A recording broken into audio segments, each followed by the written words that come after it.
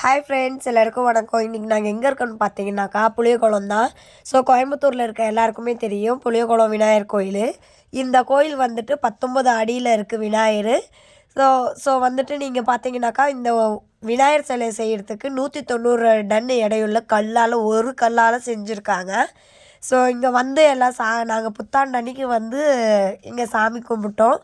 எங்களுக்காகவும் எங்களோட சப்ஸ்கிரைபர்ஸ்க்காகவும் எங்கள் ஊரில் இருக்க எல்லா மக்களும் நல்லா இருக்கிறதுக்காகவும் நாங்கள் கும்பிட்டோம். இது வந்துட்டு மூல விநாயகர்.